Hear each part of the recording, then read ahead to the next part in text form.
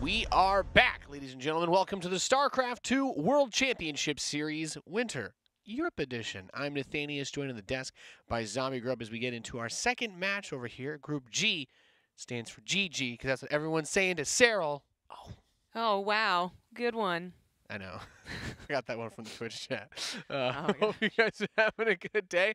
I also enjoyed watching our first match where no one's going to beat Cyril, right? No, it's 2-0-2-0 for sure. Easy easies for the Finn. But we do have a match where we don't know who's going to win coming up. That's right. It's a Terran versus a Zerg. This matchup is great for me because wasn't Ziggy the guy that kind of like rose, like his on the stock market of memes, his value skyrocketed at that Katowice, right? Like 2 years ago, was it? Artosis went nuts over his mech memes. He beat some decent European player. I remember that was the first time I ever heard of him. There was a sick game on Proxima Station, I think it was. And I just remember Artosis would not stop talking about Ziggy. It doesn't surprise me though. Like when I remember from Ziggy's play, of like the last year or however long that actually he's been playing, is that it can be a little memey, you know? Kind of hopping on board the racks, the proxy racks Reapers when that was really popular, doing some cheeses otherwise. And then he also has the ability to play that late game mech, you know, the shenanigans there. I'm ready to see some mech, especially after last night's GSL. I want Ziggy to bust out the Battle Cruiser Rush. I want it. I need it. I think you might see it. You know, people always tell me that my strategies are terrible, and now that it's been done at the highest level, everyone else needs to do it now, okay? Yeah. It's not my build anymore. Everyone do the bunny build. It's great. You are that guy that's like, build a sensor tower versus Blink Stalkers. No, I was never that guy. Oh, okay. No. I was the guy who was lobbying for the Mothership Core Vision to get reduced from like half the map down to every other unit size. That's absurd, Thanius. Just delete the unit instead. I was on the right side of history there, at least. We are loading in Namshar versus Ziggy coming at you. You're watching the StarCraft 2 World Championship Series, and we are loaded in to Cyber Forest in the bottom right position. Spawning as the blue Zerg player, he is Namshar.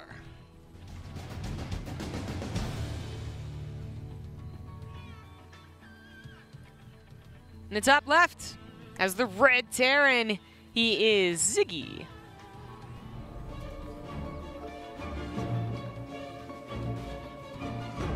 His age, we don't know. His team? No. He's doesn't have one. He's an unknown factor. He's a loose cannon cop who doesn't play by the rules, Zombie Grub. Yes. 1 week from retirement. What can he get done here against the alien menace that is Namshar? Well, to take that and spin it into something that's, you know, usable for this game, apparently Ziggy has maybe not been playing that much. So, I don't know if he's 1 week from retirement exactly, but maybe thinking about it. Maybe this is his last big show. We'll know for sure because that's usually when you die terribly, right? So exactly. We'll see. If Ziggy wins this match, then I guess Although, he's defied the odds. In StarCraft 2, it feels like it's when the players are like, yeah, I'm probably going to quit, that they go to a tournament, it's going to be the last one, and that's when they get like top 8, and they're like, you know what? Hail Marine. I'm going to stick around. I'm going to retire if I lose out of my group. Decides to win it anyway. What a plot twist. Exactly. So Namshar should be a name that's very familiar to people. I mean, certainly of this group today, you got Cyril #1. Everyone knows that name. Right. Namshar is solid enough to appear often and just generally considered a very solid, good European Zerg. He's probably second on your mind, and then maybe Ziggy, and then maybe Soul Spirit. But we've already been surprised by Soul Spirit's tenacity, his ability to at least keep level with Cyril for some time, which is seriously... I know that sounds like I'm being degrading, but that is actually a thing. He's like, you know, it's like that awesome moment when he kind of like holds up Thanos' hand for like half a second, and he's like, oh, you didn't immediately die. But I mean, he still dies, of course. But yeah, so that's kind of what Soul Spirit did. It's the story there. But for Ziggy Namshar, I do think that it's still a bit more of an uphill battle for Ziggy. It's actually something where his style of play, we see it today, like what he's feeling for today, might trip up Namshar. Namshar is such a standard player. He doesn't do a lot of his own cheeses. He doesn't play a lot of weird stuff. And when you are just like super standard, sometimes you have that problem versus the weirder stuff, the cheesier stuff, especially in this matchup where, hey, I didn't scout that Hellbat, you know, the armory. Suddenly I take damage, oopsie poopsie, and then it can snowball from there. Maybe that happens. Oopsie is what he says. That's what every StarCraft player says when they when they make a mistake. They make That's a mistake. true, actually. Oopsie. I only asked because I was surprised since I say that all the time. We do have the starport on the way for Ziggy as his natural completes. The early Ling poke did not do too much to get in the way of him setting up that command center. I didn't get to make my comment in the last game. I really liked Cyril was using the Brood War drone skin. Yeah, he was. I love that. I love the Little classic arms. worker skins, yeah. Oh. Little space crabs. Kidding, wasn't snipe, but it is a snipe on the Reaper. That's a great pick off there. Got him. And he's totally going to mech. Oh, yes! There it is. There it is. All right, so well, I say some. I think a lot of Zerg players have, especially if they were struggling against the battlecruisers when they first kind of started appearing on the ladder, they have adapted. They've learned to get Overlord speed, for instance. But is Namshar one of those players who is so afraid of these, now there's a new valuable they have to consider, not just in armor, but also scouting for a fusion core? Is he going to go for that faster Overlord speed? So far not. Just a Roach Warren, which is usually a very safe opener. If he keeps building Lings and squeezes out some Ravagers, that is the '1 way to kill a Terran player who is trying to do a build like this. Yes. So I'm a little bit nervous, but it's more drones. Okay. Yeah. I'm not so nervous. Namshar, that is a weak point of his. Like can he find the openings and go for the kill? Yes, but I'd never say this guy has any bloodlust.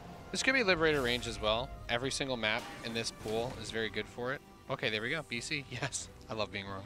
Yeah, and he's getting the Yamato, which I've just seen a lot more non. It's a lot easier. So I'll put this forward because people ask me about the BC thing all the time since the Yamato nerf. I don't actually think Yamato is necessary with this build anymore. Yeah. I think that money, if you're not, because you don't really want to mass BCs, you can. If that's your strategy, then that's fine. But I think it can be better sometimes to just get Liberator range instead of Yamato, so that when you build the 1 BC, it does its thing. You try to get value out of it, maybe force something, and then you can just transition into mech. And I actually go back to the Terran versus Zerg series that we saw yesterday, where we had a lot of Cyclones and Hellions with the ranged Liberators that were the deciding factor. And that's what I think about. I feel like Liberator range is going to take you further in a long game when you transition into a normal factory-based comp. I think Yamato, it's nice. It's certainly not bad to get, but it does take forever and a half. Yes. I'm with you there. I actually was in favor of not getting it even before it was nerfed in that timing.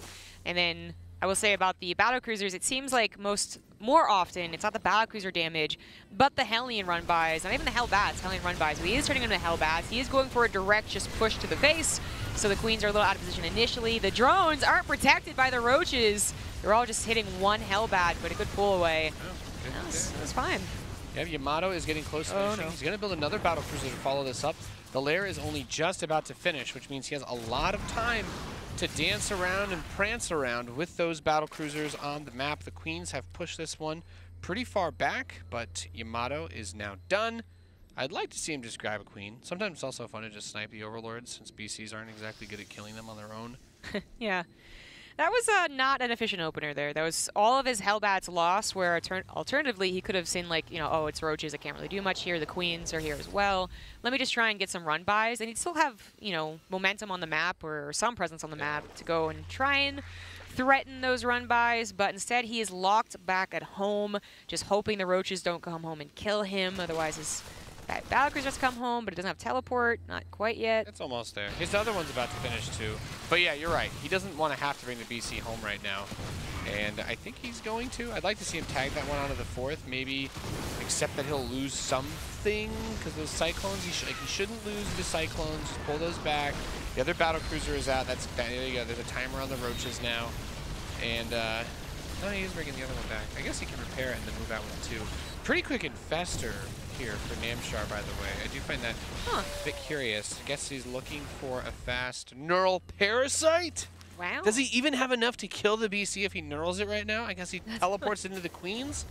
That seems, I don't want to say unnecessary. I mean, I like it. I like it, but I imagine a scenario where you get the neural and it's just the BC and like 3 Infestors, and you're like, well, I can't kill it. It's a battlecruiser.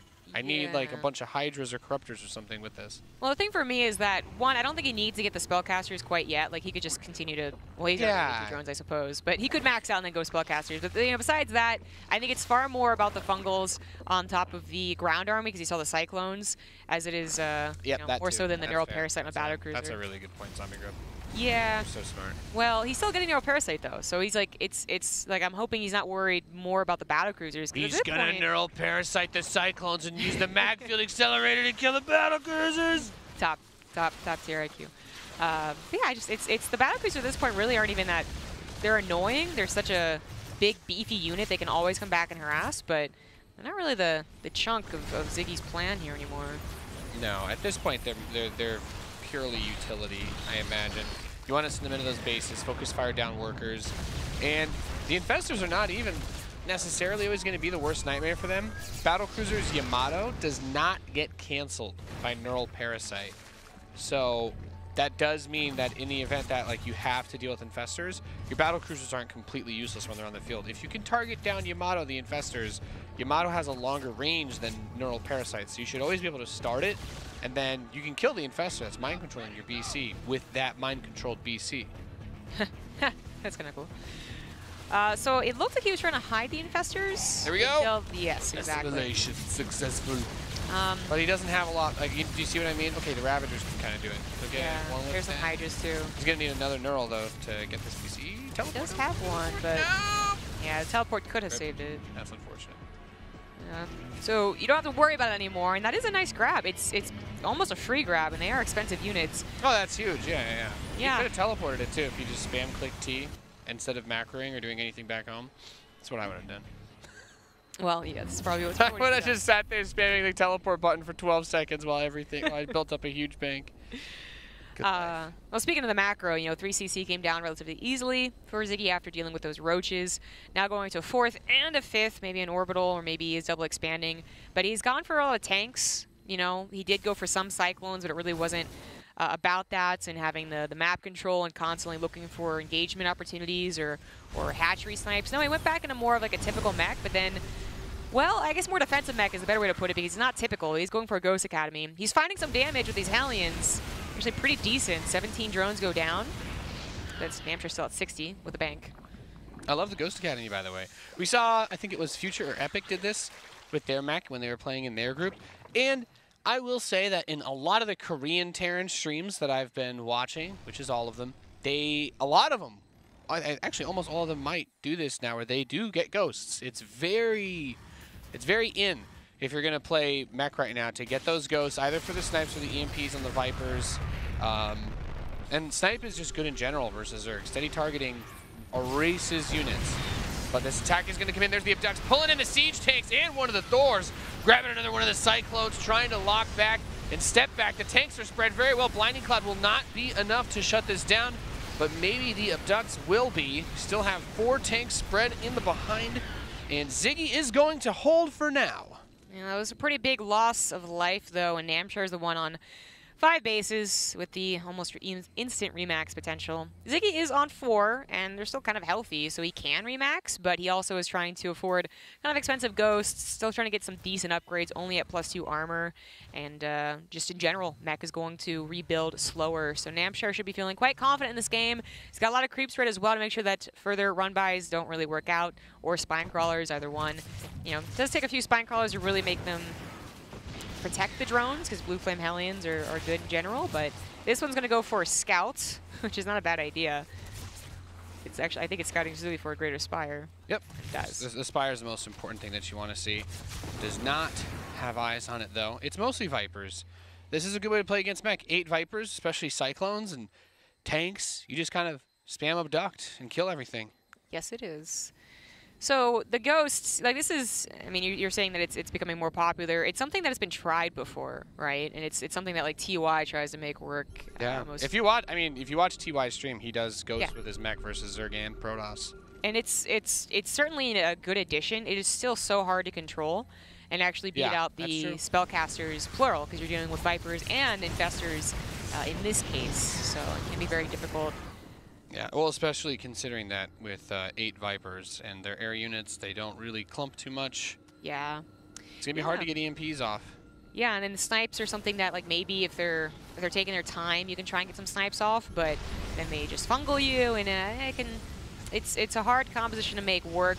The cool thing about Ghosts, besides the EMP, obviously, and the snipes, is that you could also start trying to nuke harass if you were feeling comfortable.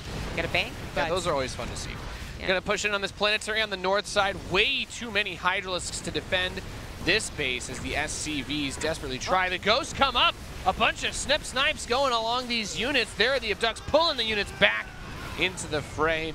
And I don't think that those snipes are really sorted. He did have another command center land on the west side during all of this, so he's taking another base, but really needs to immediately pick up that top side expansion again. It's so hard because you're spreading yourself thin.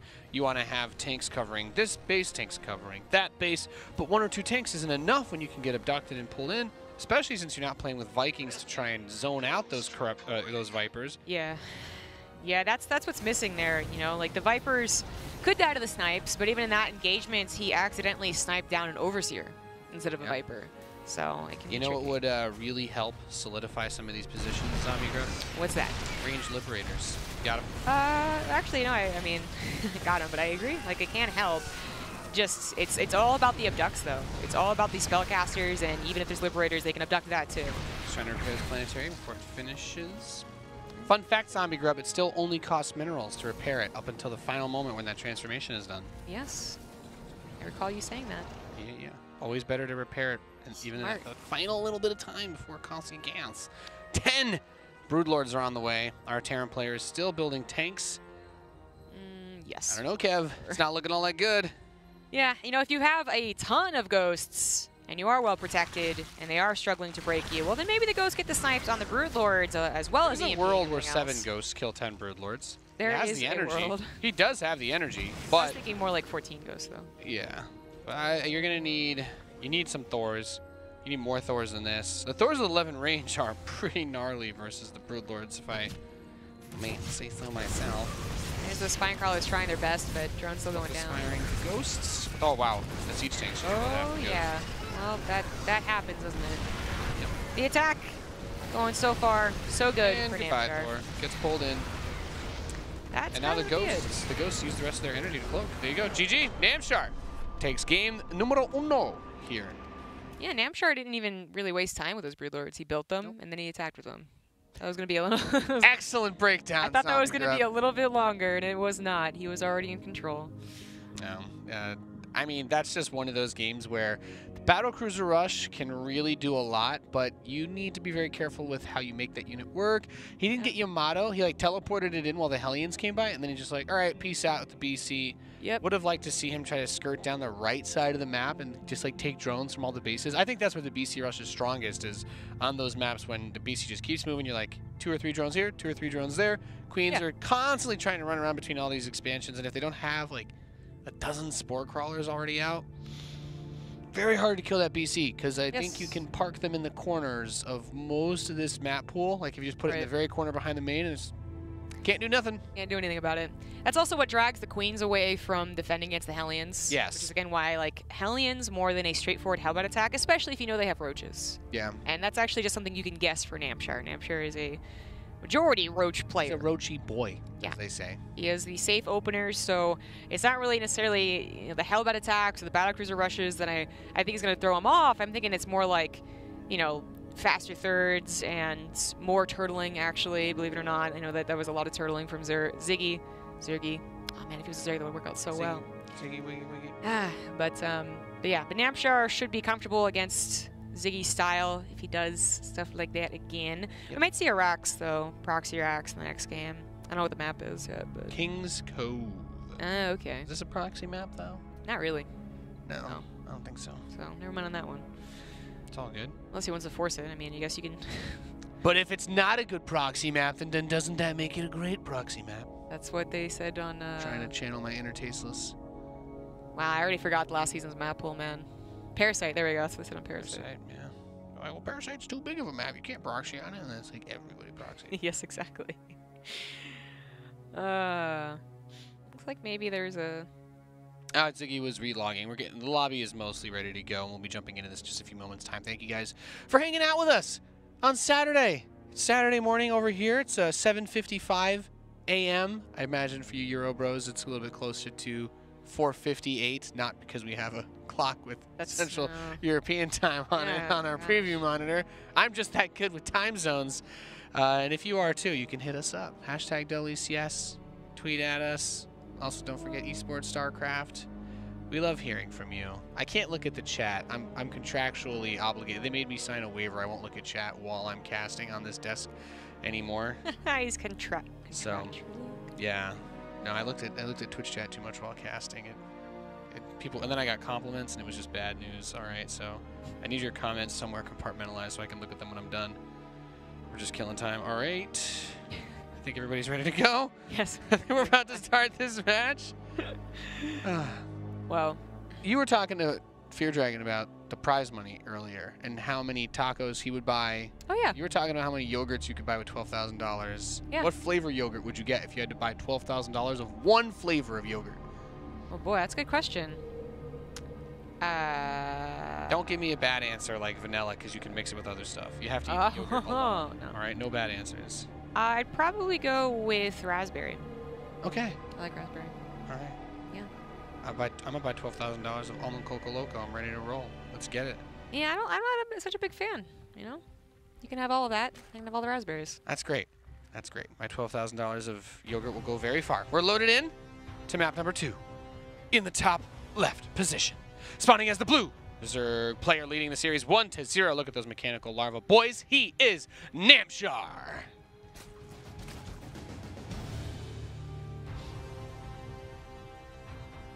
Is the only skin that he has on the mechanical larva? That's weird. That makes me uncomfortable. People really loved seeing the mechanical larva when it was announced. I really like seeing, I want to see a player like actually use all the skins. Look at this. Look at this setup of skins from this guy. I love it. I love it. We got the classic SCV, Special Forces Command Center, 20-year StarCraft anniversary as his decal.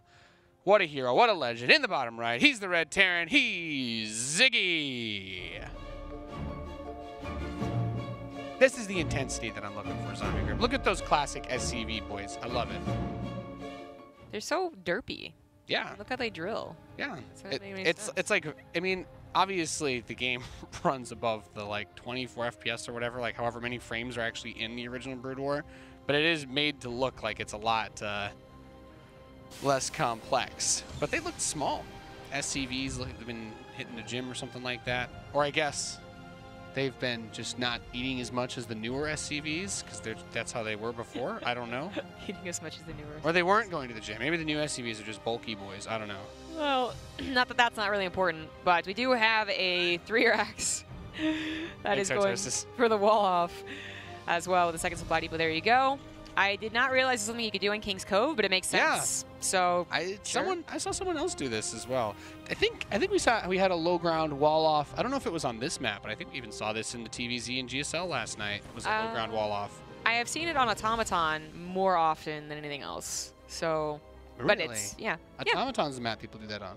Oh yeah. I guess it's just because the front is there's such a big area to block. Yeah. Well, I think Automaton's also one of the smaller maps we have, so it's like it really does push you forward, and yeah, you can still wall off like we see here. King's Cove's a little bit bigger, but obviously Namshar knows it's a 2-Rax. There is a third one in the main. He'll figure that out soon enough. And he'll see the command center timing if it is a macro game behind this, or if it's 3 more barracks. We'll figure that one out. Cyber Forest, actually, I think it was. I think it was Cyber Forest. Okay. The Terran player last night did a wall off on the natural ramp there as well. So that's becoming a thing. And this is like that 3-Rax Reaper expand that kind of happens, because this map is, we finally have another map that's like pretty good for Reapers. It's been a while. I feel like a lot of the maps have like been very well curated to limit the amount of space that you can do Reaper shenanigans on. But this map kind of compensates. The rush distance isn't crazy short, but you have a lot of cliffs to work with, so you can get a lot of value out of these Reapers, poking and prodding, forcing out the larva to be spent on these roaches, and then, you know, the natural follow-up is that you can just jump up the ramp, or the cliff, excuse me, into the main base. Well, Zerg players have not yet forgotten the whole 3-Rax Reaper phase, whether it's proxied or just in base and then expansion. Everyone had their own way of dealing with it, but generally the rule is like buy time till roaches and then buy time till ravagers, and their extra range will help you actually snipe those weaker Reapers, so they stop the snowball effect. You know, you could also try and get around with Lings. People tried Banelings too. Lots of Queens was another thing as well. But Namshar, you know, knowing it's an expansion, not expecting too much pressure, has already kind of dealt with this. Still adding more roaches to this, so he's worried about getting overwhelmed by the Reapers, or he wants to counterattack and kill Ziggy. He was getting a drone too, so I don't know. He may supply blocked right now, so that's always awkward. Yeah. Well, high pressure situations caused by the cheeky Terran build that we've been seeing this game. I do like seeing these strategies. I also just learned something from the way that Namshar has been doing this. Normally, the color of injected larva on a hatchery is always green. The eggs that the queen puts on there, but they become player color if you have the mechanical larva skin.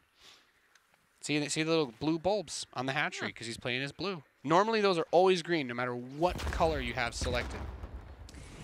Truly, there is... So that's why he... Well, actually, the players don't see the skins because of the They mod. So, because, I don't know. I don't know. I was gonna It looks cool, though. It looks cool. There's actually no way to abuse the That skin is the best way to color coordinate your Zerg base, is what we've learned. Yeah, sure. Yeah, that's what we learned. We have a follow-up and a bio, by the way. That's yeah, I like not mech. I mean, I feel like this is a good way to do it because you're forcing out a lot of Roach Ravager, and bio is, generally speaking, pretty good against that, especially with a couple of anchor tanks on this map. Anchor tanks, yeah. That's a good way to put it. Yeah, it's it can be really good, especially because you keep up the pressure, right? There's a faster follow-up with bio, with drops especially, than there are with mech. You know, even if you go for Cyclones, you want to have a decent number of them before you really move out and threaten. Reapers die, but do get the cancel on the fourth, or the third rather. It's a very slow-building game for the Zerg player. The Namshar is someone who is very comfortable with roaches against bio too, where some people would be like, you know, very vehemently are like, no, Ling Bailing Hydra, Ling Bailing Muta. Namshar still goes for lots of roach games versus the even more typical Terran players in their bio. So he should be comfortable, even though it's been the process of getting his macro built up. Yeah, I mean, the couple of things that are good, right? Roach speed, +1 carapace, but the fast 1-1 from Ziggy is what I like the most, because usually it is so difficult to deal with those roaches when your bio fall behind in upgrades. You have a really hard time killing them. I gave In Control the breakdown the other day, but it's like 9 extra hits. It goes from like 30 shots from a Marine to kill a roach to like almost 40 if you're down that one upgrade. And even though they shoot fast, that ends up adding up. You want to have those upgrades going. The Reapers are going to poke in almost one more time, it looks like. Grabs a drone on the way out. Still have 2 of them. I like seeing Reapers like that used to clean up creep. Would have liked to see some of the blind grenades. I remember the old days when the grenades like 10 damage. That's all you needed. Get a couple Reapers and Hellions and just chuck grenades where you think the tumors are. Yeah. Whack-a-mole style. There wasn't a lot of direct drone damage done, but Namshar certainly had to deal with all of that. Built the roach count up earlier than you really would have wanted to, and they are now even on 3 bases. But Namshar, you know, not 61 drones, looking a bit better. Finally up by 10 instead of just like 7, and now has the safety of 3 bases. Developing into a nice macro game. Link speed, Baneling speed. And the attack upgrade, by the way, is for melee, so the emphasis is not going to be on this Roach Ravager, I don't think. Well, yeah, I think that it will be into... I think there's a transition into Hydras somewhere here. Or maybe he goes straight for Ultras or something. I was going to say probably a Hive, with the Roach Ravager being the just like... Ideally, they don't die. Maybe even add more Ravagers. Yeah, but it looks more like a buffer type setup. I don't know. Not getting attack upgrades on those roaches is going to make it hard to take a real fight. Once this, especially because, I mean, typically... we would say that the bio really starts to obliterate a Roach Ravager army when you hit 160 supplies, like the tipping point of where those Roaches and Ravagers just aren't cost efficient enough because they take up so much supply. You don't really have enough units in general just to fight a giant number of Marines and Marauders. Yeah, yeah. But the upside, you know, we saw so many styles of getting right to Ultras, you know, 3 years ago. And that is what we're seeing here is a Hive on the way and probably Ultras. The ultimate goal... one of the styles was going for Roach Ravager, Ling Baneling, and then you would just, you know, you would have units that wouldn't die very easily. You could spread 10 roaches here, 10 roaches here, and as long as you kept tabs on whether or not they were directly pushing you, like with tanks as well, you would deal with drops, you would buy time for the Hive, and you would get to Ultras in the nick of time. That was the way things went. So that seems to be kind of where Namshar is thinking of going in this game. His creep spread is decent enough. He's keeping tabs on the drops.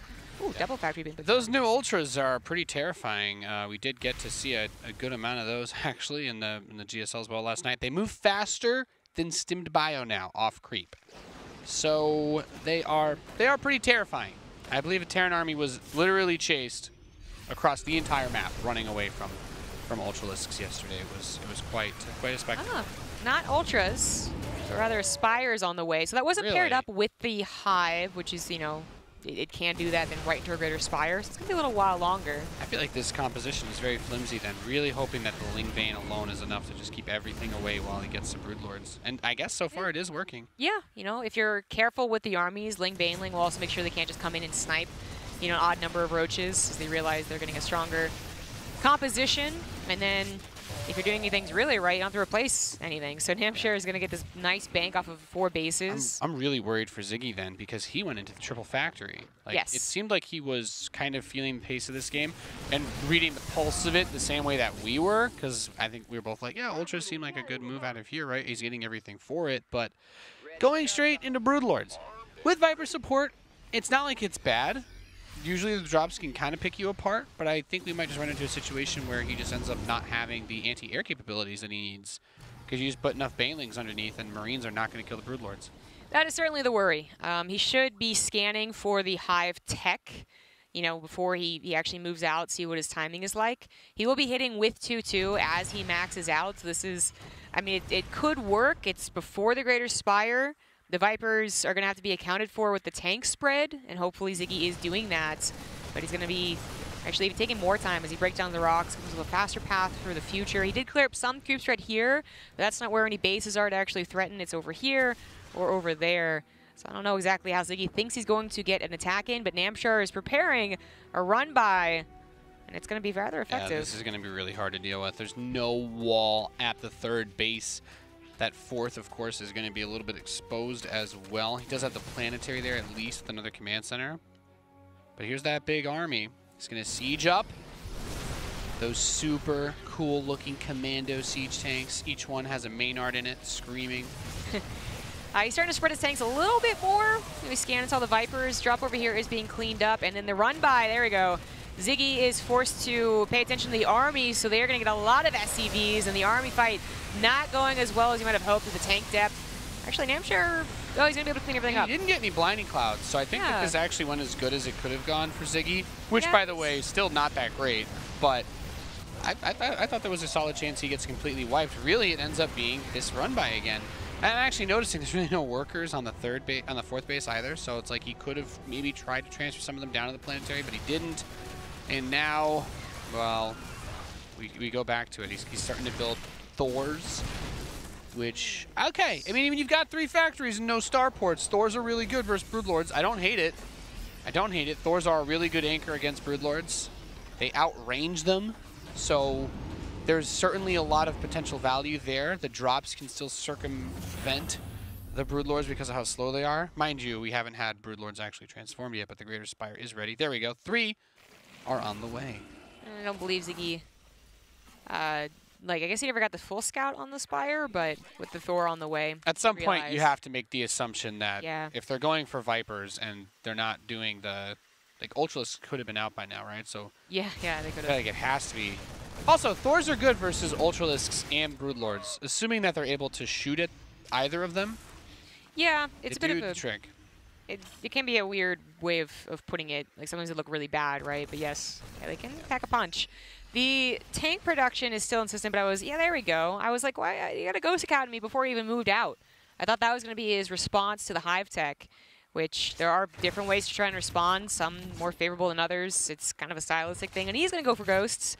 Not really any more Thors. Get tanks to defend his bases. He's probably thinking more of the Turtle style. As you get later into the game, just drops really to keep tabs on your opponent, and hoping that Namshar gets overconfident and pushes in and gets sniped. I really like this base that he takes, though, Zombie Grip, because if he can hold this one, as I say that, the Lings come in on it, and it's not really done yet, but if he can hold this base, it'll make taking those 2 expansions south of this one a lot easier later on. This is a really good position to fortify, because this is going to be where the front of the battle is, potentially for the rest of the game. I think so. I agree with you. It's very important that Ziggy cleans up at least a couple of these creep tumors. Yeah, that too. He doesn't get like spore crawls on the high ground. That would be really annoying to deal with. Infestors are now on the way. You get a fungal on those ghosts. They're not going to be able to snipe. Wood Mines on the front lines. I mean, I guess it's Ling Baneling as well. So Splash is still necessary. You don't want to just go pure into Ghost, for instance. Then Lings will surround them and kill them, and you feel bad. And it's all about the Oh, the positioning. Snipes gets a few of the Broodlords immediately. The Ling Bane are going to come in. Widowmine detonates on the Banelings, so very good so far. Just need to be careful with the friendly fire from the Siege tanks. Goes to get a few more Snipes off. He's going to abduct the Thor straight in. Well, that's awkward. Actually does get a few hits with those abducted Thors into those units, but now no longer has the range that he needs to deal with the Broodlords. Needs to get more Thors out. Yeah, the siege begins. The first attack wasn't so bad. Widowmine did their job. The Ghosts even did their job, but there wasn't a ton of Ghosts, and he's still kind of lacking on that number even as he holds. Got on siege here, okay. Ooh, that fungal, ouch. And then the Banelings, that's the tough part is you don't want to unsiege. Right. Because as soon as you unsiege, they can kind of run the Banes in. But honestly, you can do some sick target firing. Actually, Bunny did that yesterday too. Really good target fire with a planetary onto those Banelings. It does one-shot them. But that base is going to get knocked down. Overwhelmed by the Broodlords is Ziggy. And I don't think he has enough to stop this. 44 more Zerglings in the production tab coming across the map behind these Broodlords. Infestors and Banelings underneath to protect them from anything that may sprint towards them. 8 Broodlords knocking on the 4th base's door. And I think that Ziggy's body is about to hit the floor. I think he's pretty dead. There's a couple things that were going wrong there, but never really getting the momentum. His tank push didn't do as well as he thought it would. And Broodlords win the day. GG. Namshar takes the 2-0. And we'll have to face the king himself, the god himself, Cyril. Yeah. Does it really count as winning? It's like, oh, you've got the golden ticket. You get to play against Cyril. Like, this is the worst prize ever. Well, at least you, I don't know. I guess the thought process there is if he lost to Ziggy, he'd be like, oh. Well, yeah, then he'd be playing for his life. Yeah, now maybe he's I can't not make it out of the group. Yeah. So he's already thinking about the decider match then, most likely. Most likely. Excited about that, ladies and gentlemen. Shout out to Ziggy though. I do like. He had a lot of good skins. I think he's the first player we've had that used skins for every single unit that he could have. I am keeping tabs here. That's what we do at the World Championship Series. Very high-level analytical breakdowns of everything from strategy to fashion. You don't want to miss it. We do have, of course, that means that lower bracket match is coming up next, right? And more Zerg. Yeah. Zerg and Ziggy. Ziggy versus Soul Spirits will be the next match, and that should be, I'd be like, I don't know who wins that one, but after seeing Soul Spirit have like a very standard, like strong just game, just being out macroed and whatnot by Cyril, who'd have thunk it, I think I actually give that to Soul Spirit. And I would really like to see Soul Spirit versus Namshar as the decider. That sounds fun. We do have the rest of the schedule. You're here, Group G for great. Because Cyril's in here, which makes this group great. Next up is going to be Soul Spirit versus Ziggy. Then we'll do Cyril versus Namshar. We'll see you for that next Terran versus Zerg after the break.